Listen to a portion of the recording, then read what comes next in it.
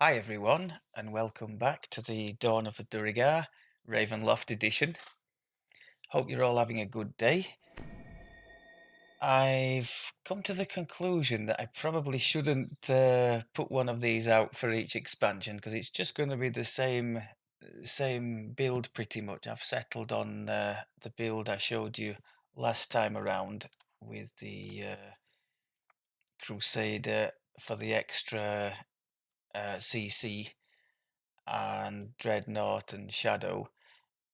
It's I think it's the best of a difficult time, so I'm sticking with that. So yeah, I don't see any point in rehashing the same thing in different content. You're just going to see more and more struggle, and the difficulty level going lower and lower as we struggle even more. I mean, the biggest I think what I need to do while I'm sat here by this little campfire, licking my wounds, and there are many.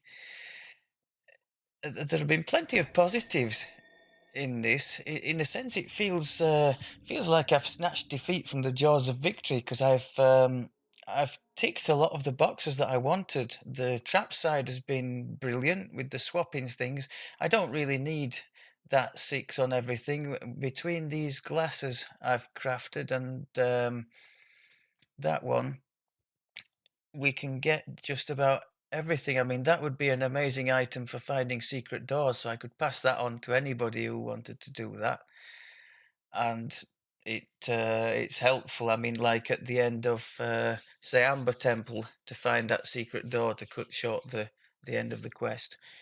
It's just a helpful thing to be able to do. And then that's the one for the open lock and disable device side of things.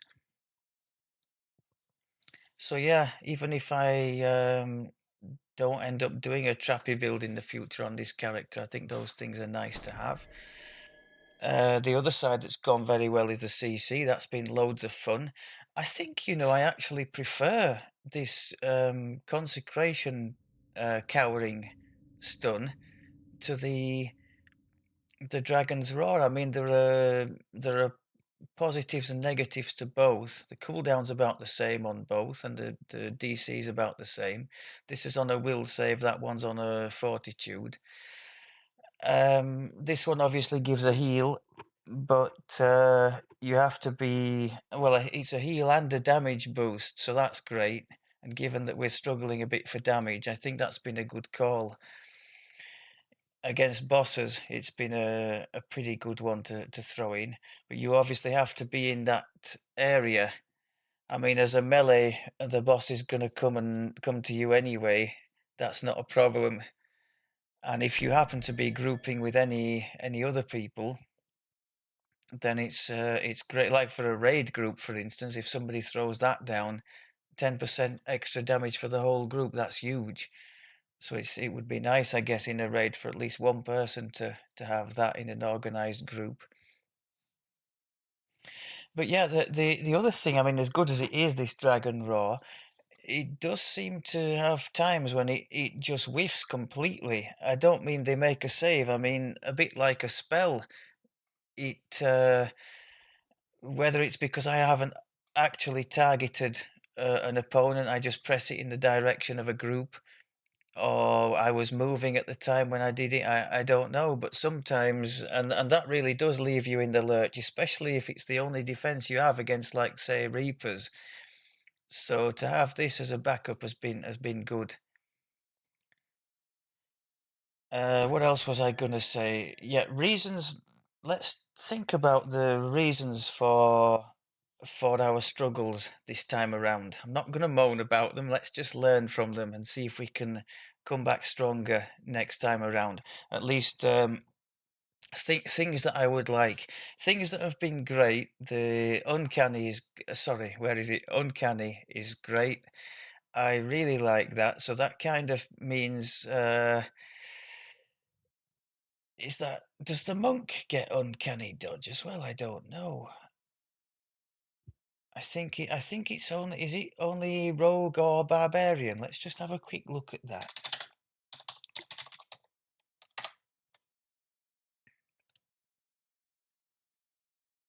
should tell me barbarian, 4 rogue, 4. Right, yes. So, or bits in the swashbuckler bard tree. So broadly speaking, it's barbarian or rogue. Which leads me to my next point. One of the biggest misses that we have had when the dodge runs out and the Hood of Unrest is unavailable. We have no plan B, do we? I'm not one of these for tumbling. I don't even know if tumbling would have helped me against in some of these situations. Against an end boss, to me, you just stand there and dish it out, and if it comes to it, you take what he's dishing out as well. I guess the better players probably have ways of zooming around him and hitting without being hit, but that's certainly not my case. So I need these temporary hit points that I've been missing from the barbarian build I have. I would dearly love to have some kind of a rage option to trigger those from the Blood Feast filigree. So yeah, that's a big miss. The other big miss, as one of you already mentioned in the comments some time ago now, is the blood tribute. That those 500 that you can keep hammering away at on an end boss, it virtually doubles your hit point pool in a bit of a protracted fight, which without having proper healing, that's nice. And on one of those ragey builds, you've got the option to rage to get a heal, plus the primal scream gives a heal too. So you get more mileage, much more mileage out of the rage healing than we did having in this life, having just primal scream for the heal. So that's been a really big miss. The layers of temp hit points and not really getting the most out of primal scream in the fury tree.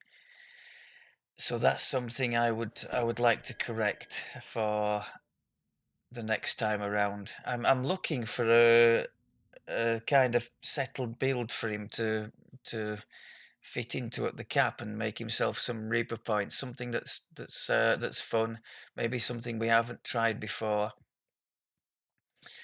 So yeah, it's sounding like some barbarian chucked in there. That's as far as my thinking's taken me. I also don't really want to change too much on the gear side of things. If there could be some tactics thrown in, that would be nice, because we've obviously geared for it. If not, then I'll live with it. But if I just change the weapon and maybe we're gonna change the classes that are involved in the build, aren't we? But broadly speaking, I'd like to keep the gear the same, because as we all know, it's a pain in the ass to mess about with augments and filigrees and all the rest of it. So yeah, that's where my thinking's taken me. It's just not survivable enough, is it, for how I like to play. So yeah, is there anything else that we've thought about in the meantime? No, I don't think so. Right, I thought for the swan song here, I'm definitely going to try anyway to do as I said and go through the legendary sagas, stack them up. I've been through the cogs in Shan. Oh my God. Broadly speaking, he didn't do too badly. This was on Reaper 4. I've had no chance of keeping it on Reaper 6. I just can't heal the damage that comes in. So yeah, smash and burn on Reaper 4. Oh, I just got surrounded, and it was they were knocking him down from everywhere. I did try, with the Hood of Unrest and the improved Uncanny, but once those are gone and you're taking a pummeling, it's I suppose more fool me for over committing. I mean, this type of build, it is kind of a glass. Well, it's not even a cannon, is it? It's a glass. I don't know, a glass ball bearing. But yeah, the approach, you can't really go gung ho, because if you open yourself up to too much, you can't survive that either. So yeah, I don't have the survivability, and I don't have the damage output to kill things quickly so that I don't take all the hurt. So yeah, And I guess all this comes back to one of the first things the more seasoned players than me would do when sizing up a new build is they would look at the critical profile up there at the top there. As you can see, we've got 18 to 20 times 5, which isn't cutting it for us, sadly. They would look at that and assess all the different components that they can put together to make it successful, and make the crit profile as wide as possible and the multiplier as high as possible, and then do the rest of the pieces on the back of that. So yeah, I guess there's some serious thinking to be done afterwards. No regrets though. The mission was to do a build committing fully to the Duergar tree. That's what we did. Now, he only has very few racial points. He only has 3 racial points, so obviously 17 proper points have been spent in there, which has restricted him in other areas. And that's one of the reasons, I suppose, for less defense, because as mentioned before, we could have gone with a dozen or more in the fighter defender tree to beef up the defenses somewhat, had we had the points to do so. Right, let's not wimp out of it then. We're in the Van Rixen Tower here, the 3rd stage of Ravenloft. We're going to give it the best that we can. Wizard of Wines. I mean, one thing obviously I haven't done, which could have made it somewhat easier, I could have called on the services of a hireling. To me, it's kind of, I don't know, I'm not keen on moving them about and issuing all the hireling instructions anyway, and they die at the drop of a hat and do silly things. It just gets frustrating. But you could argue that it's frustrating to sit there waiting for Consecrate to heal you in between battles, so... This enlarge, by the way, definitely does stay there on a log out. I've logged in, I've not done a quest, and it was still there without me having to toggle it on. So it's a nice little feature that, and it's gone very well with the build. The 20 extra helpless damage capstone certainly helps a lot with what we're trying to do here. I've quite enjoyed the, especially as we have strike through to hit multiple targets. This Sunder, coupled with, well, it's got 2 synergies, hasn't it? The Sunder Evil in Crusader, so we're doing extra light damage there as well as extra fort removal. So we can do 2 reasonably decent hits, because the Sunder is plus 60% damage, plus that light damage, plus the fact we have 160 some strike through. So we can hit 2 or 3 things with that reasonably heavily, which, given that we only really have for beefy hits this one from Dreadnought that's on a long cooldown, I think that's a pretty nice thing to have. I've quite enjoyed that. The other one, of course, is against a boss. If you didn't see my last one, I've tested it on the cannon, the Magefire cannon on the guild ship. So when you trigger this with your tier 5 Dreadnought thing, 75% fought the boss loses for that, plus the 25 for Divine Sundering, which I've checked on the examination, they do stack, so they're losing 100 fort just for that. Now, if you really want to be doing it thoroughly, we could also give the Assassin's Trick for 125, and we also have 125 fort bypass on our gear. So we could have the boss down to minus 250, which, if we weren't such terrible crit threat range, that would be really effective. But for anybody else in the group, it could be an amazing debuff that on a boss target. So I have enjoyed using that. Multiple uses, both for trash, for a heavy hit, and for the boss.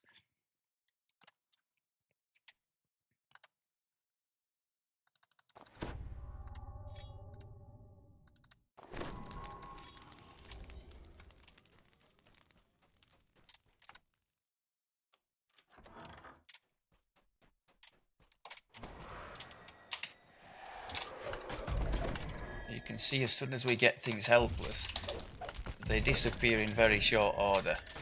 It's when they're not helpless and or they start hammering on us that we run into trouble.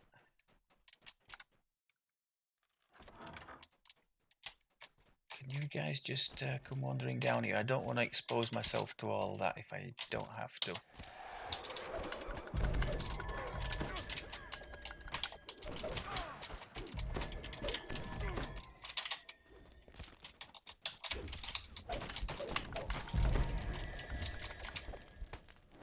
Not bad at all. Well, let's just try and heal up a bit if we can.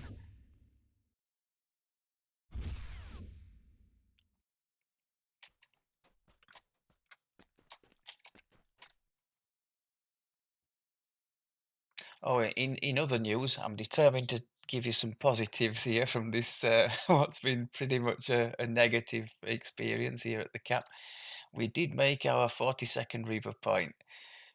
As far as I'm concerned, these fourth cores, which bear in mind they're available outside of Reaper as well for whatever activity you do with the character, these are the most impactful to my mind at least, that you will have from the Reaper trees.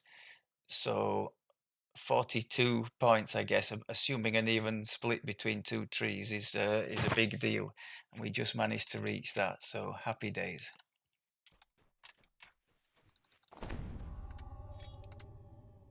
Oh, you were definitely not invited. Just waiting to be surrounded, because they have to be in the AoE, the things. As far as I'm aware, this consecrate thing, for the stun to work, they have to be in the area of effect when you trigger it. If they come wandering in, it's a bit ambiguous. I thought if they wandered into it, they also were subject to stun, but it's not the case, sadly for us.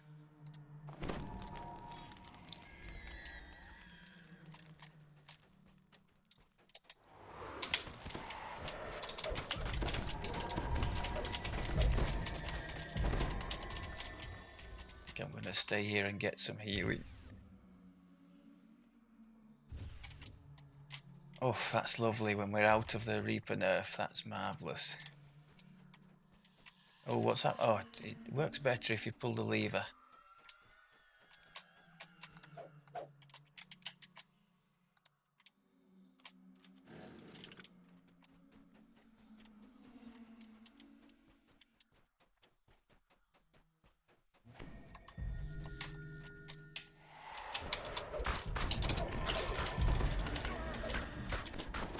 Do you know, I put improved uncanny just to show that I've remembered to use it, and what do? The first thing they do is take a nibble out of me. And we've got these 3 neg levels as well. That's not good. We do have greater... Should have done that immediately. That's not good at all, is it?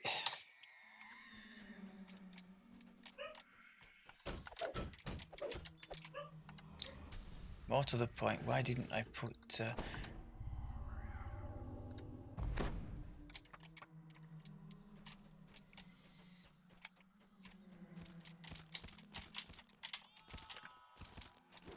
Trying to work an angle to get as many as I can.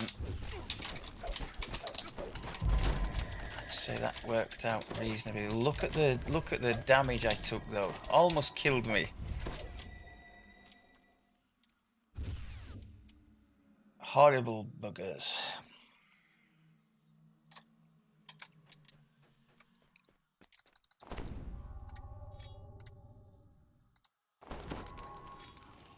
A cave leads down into the dark and the damp.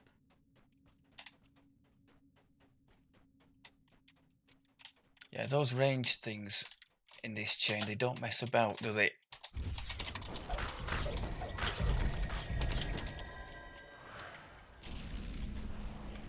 I've hit the wrong key there completely. I did not mean to trigger the boost. Oh my word, okay.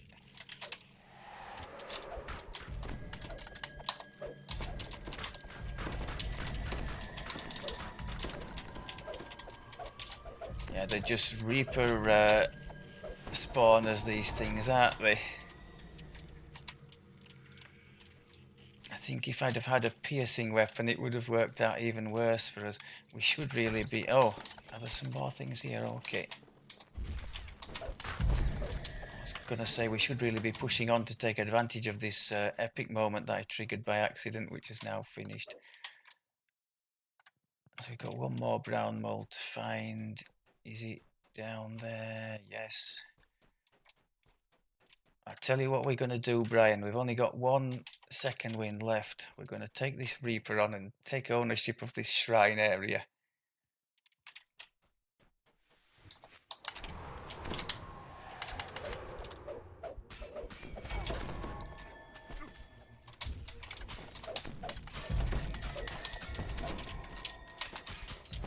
See, Trip's still working okay there. Stun, obviously, against undead and ooze and all the rest of it, you can... it's just useless.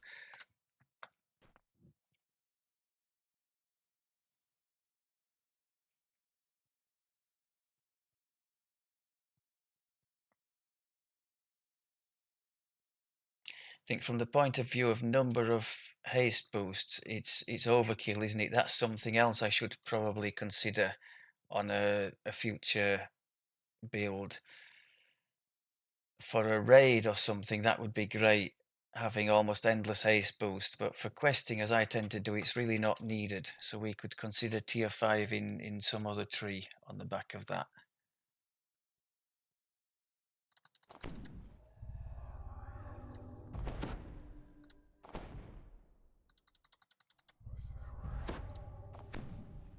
So you see it persists through rest as well, the enlarged self.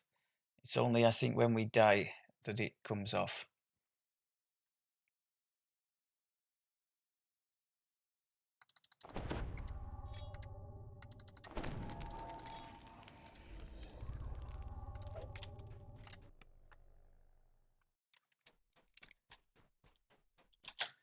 Enjoyed having the DDO in the shadow tree. That's nice convenience thing.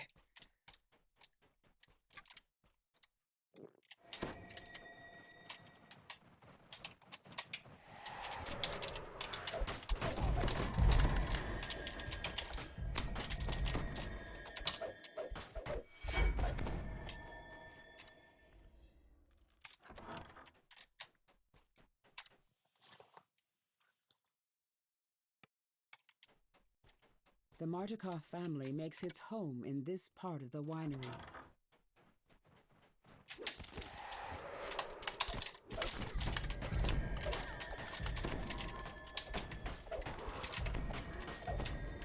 Try and put this one, as we can stun this one. Lovely.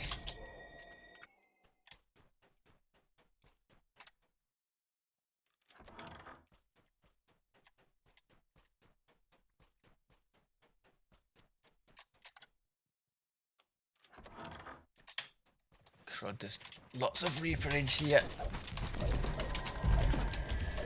That was the, what's it called, the big thing there from Dreadnought Legendary Rally. That really did a nice job. It is an AoE cleave, and it really wrecked that group of helpless targets, so that was lovely.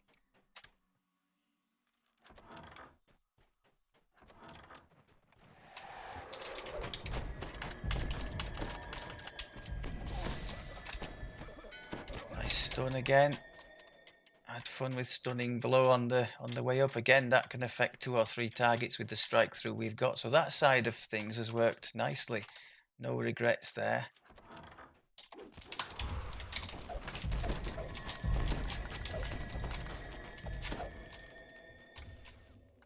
You found all the ingredients needed to purify the wine. Now to add the antidote to the large Now wine comes vats our on the main Achilles heel, floor the of boss. winery. So, as mentioned before, I'm not going to bother with the assassin streak. First, because it's a bit overkill, and secondly, it kind of breaks up the motion of the attacking as well. So just throwing that in, we're doing damage. We're taking 100 fort off him just by doing that. That's the one for us at the moment. Must remember the consecration for the 10% extra damage boost, extra imbue dice, I think, as well. And of course, there's a little bit of a heal going on as well. Let's top up our trans. Now, in an ideal world, we would kill this guy before. A druid kneels on top of one of the huge vats, protected by Before all these minions come wandering in, but I don't think that's going to happen. In fact, I'm almost certain it's not. Well, you never know. You never know, though. Oh, yes. Can we just grab the chest and run? No. Without their little magic gems, this winery Oh, is he's no got us with some damage over time, hasn't he? Please. Then add Yes. blood to my Oh, go, go, go, go, go, go, go. Like forms run forward Thank to you, protect the druid. and good night. Oof. More blights rush to the defense I could of the have prisoner. not been such a wimp With the and druid consecrated poisoner all that taking lot, care, but you rush to hey add the ho. antidote to the And that's wine another vat. really nice, The just choking like the stench of dragon the breath. poison clears. We've got Innocent two of quench these with a things sweet here smell that of work on fermented just about grapes. everything Thanks to you, the cower Wizard of the Wines will opponent, produce one more vintage.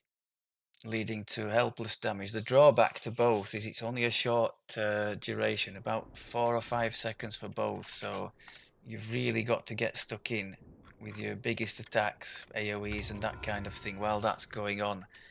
If they wake up afterwards, well, actually all I have to do while that's going on is hit them. Because of the salt on the weapon, it subdues them reasonably if I just hit them during that period of grace I've got. Right, we'll show you one more. We'll go with the Yester Hill. I think the best way to get myself killed in this one would be to try and YOLO through it. So we're going to be try and be as methodical as we can, not create any silly dungeon alert.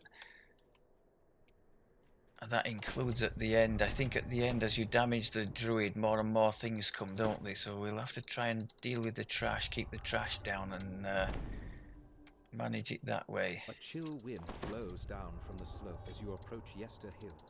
Dark, ominous clouds. Just a reminder as to where we've got. I know we're cheating with some bits of swapping over, but we did manage to reach the 130s for the big DCs, and even the trip, which we're now not particularly spec'd in, 120 plus. A strange rhythmic Things, chant can be particularly heard in the Shan, distance. do save all the time against that, by the way. They have super high saves.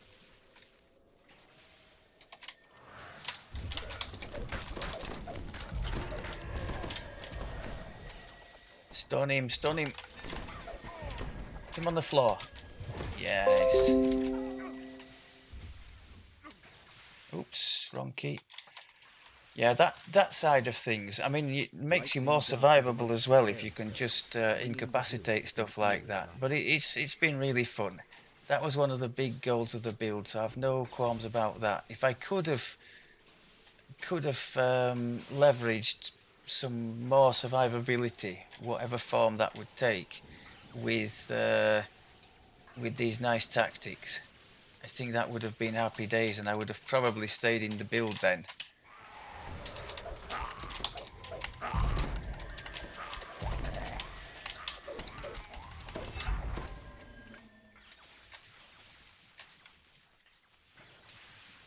Forms emerge from the mists and attack.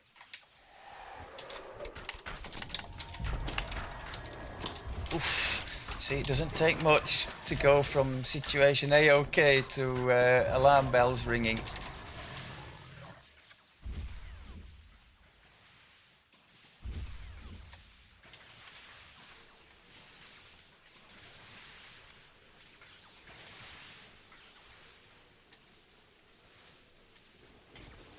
Arcs of lightning jump from stone to stone, blocking your path.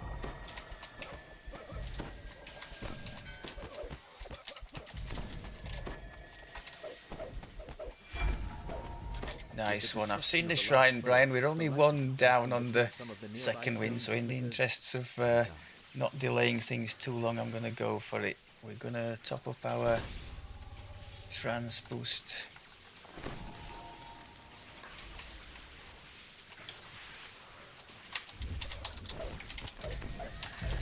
Oh yes, ran in quite nicely there. I thought that was a bit of a YOLO, but it turned into a decent move.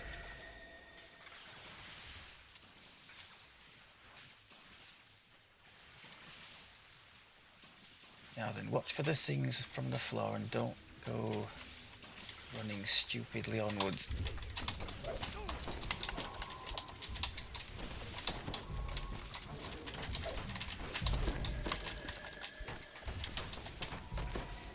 Struggling a bit here because I can neither trip nor stun these guys, so that is an issue.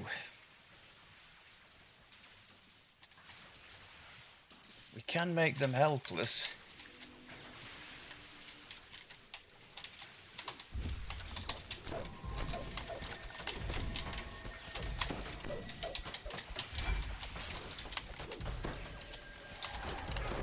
Not making enough use of the dragon breath. I told you I prefer the consecrate, I just seem to do better with that, but the fact I'm not using the dragon breath is leading to a lot of silly damage being taken.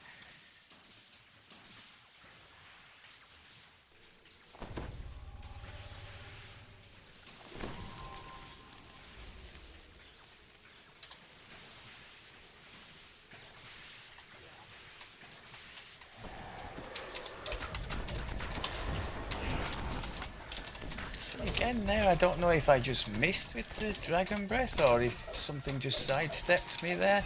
I never seem to be able to grab a whole group like I can with the consecrate when I step into the middle of it.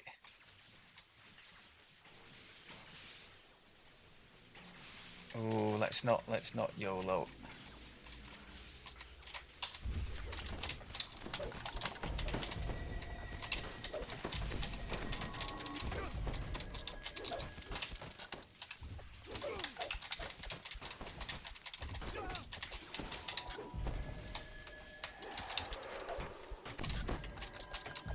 Yeah, these is particularly the ranged ones. They're just painful, aren't they? Is there a shrine somewhere around there? I have a feeling there is. I'm gonna use that in the interests of saving time.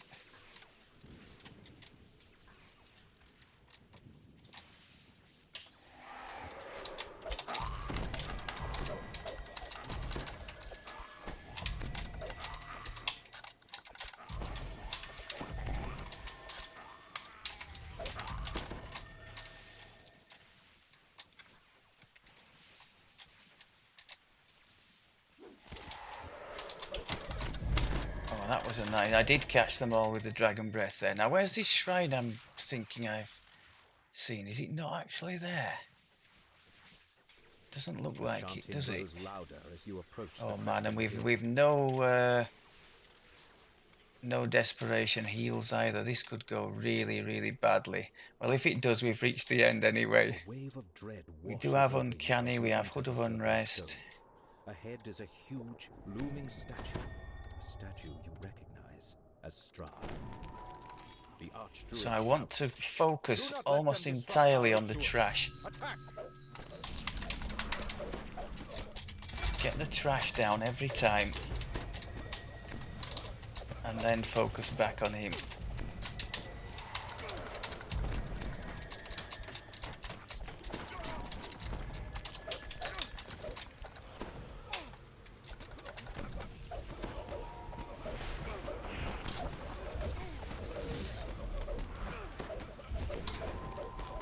Okay, trash.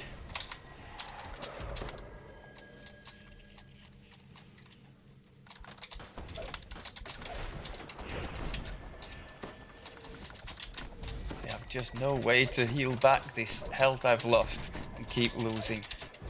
Let's put the Hood of Unrest back on. I think we're back against him now, aren't we?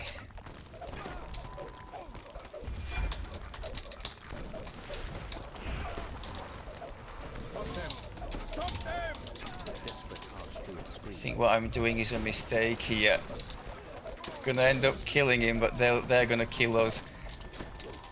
Yep. Just can't heal.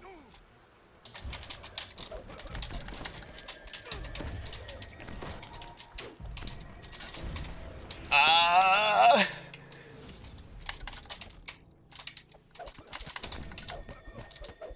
Freedom of movement, you jest me.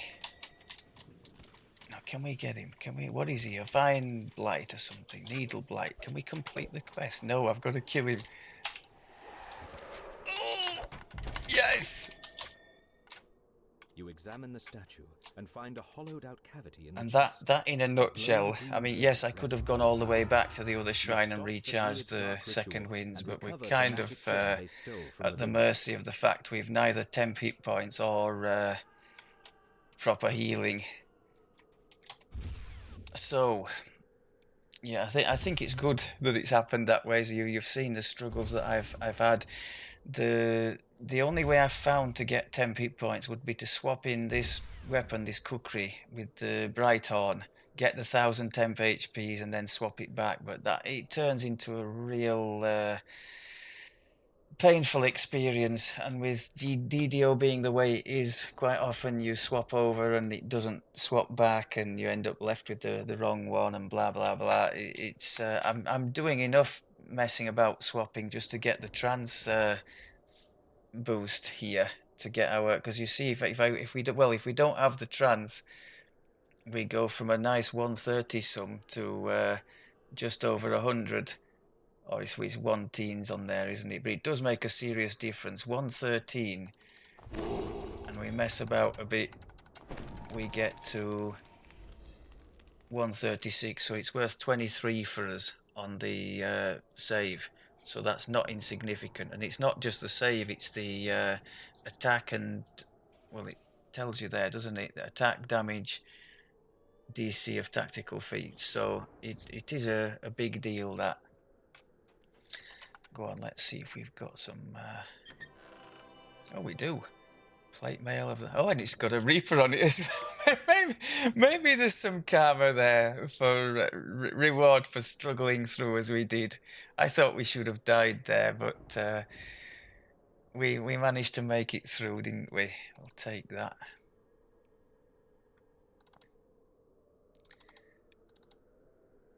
So yeah, that is exactly the kind of sort of helpless situation I want to avoid going forward. Whatever whatever shape the next build takes, I want to make sure that we either have a half decent heal possibility, like the Rage Off, Rage On, or the Primal Scream Rage, and or some 10 hit point Blood Feast potential. That's what we need to be looking at, I think. I just hate sort of wandering around as we were doing there, kind of waiting to die with no real other possibility. It doesn't sit well with me, that. So from that point of view, I made a real mistake not contemplating what we were gonna do to survive more. It's not realistic to think you can just manage with the dodge and uncanny dodge, that kind of thing. At least not being as average as I am. That said, we didn't die. I will happily take that. What did we have left? 70 odd. My one of my Bear Party colleagues would happily remind me that's 76 more than I needed to win. I think there was one stage as well, wasn't there, where we were down, we were unconscious, and because I was standing in the concentration ticking thing, it got me back up again, didn't it? So we'll take it. We will absolutely take it. Right, if you've survived this far, then thank you very much for following the journey. If you learnt anything, I would suggest it would be what not to do, which is fine. I think the single biggest takeaway in as regards being successful, if you want to have a decent time at the cap, is to pay attention, if you're doing melee or ranged, to the critical profile of your weapon, and try to do what you can to widen the threat range and boost up the multiplier. That would be my takeaway from this. The second one is pay more attention than I have to the defences. I think the fact we were being shredded so badly is due in no small part to the low PRR. I mean, yes, he's got not too much in the way of past lives, but it's not just that. I could have done differently and got more. I mean, we could have just ditched evasion and gone in. Well, I suppose we could even have gone in. With the trappy stuff, you've got to be in light or less, haven't you? Otherwise, there's a real problem with swapping armor out and all that kind of carry on. No, I think light armor was probably the right way to go, given what I wanted to do with the build. Okay, I think that about wraps it up. Not the triumphant ending I was hoping for, but kind of staggering and crawling, bloody, battered and beaten across the line. I am hopeful that maybe, because one of my guildmates who is returning to the game soon has been leveling and now reached the cap with a very tanky character. I think it's a full paladin. Now, paired with a character like that, which could keep attention away, I would suggest this build could do reasonably well. The CC would keep the tank from taking too much damage, and the damage he can put out when not having to take it in return, it's pretty significant when all the stuff is helpless. So yeah, and he would, unlike in this current situation, he would be getting quite a nice little bit of a sneak attack boost if somebody else had the attention against the boss. So there's that too. So if I can persuade her to do a little bit of adventuring with this poor little dwarf, I think there could be a chance to make some more Reaper points before we do the TR and look to pastures new. So yes, thanks very much for looking, and if you've persevered this far, thanks for that. Hope at least some of it was fun, and I will speak to you all next time around the wheel. Happy questing. Take care.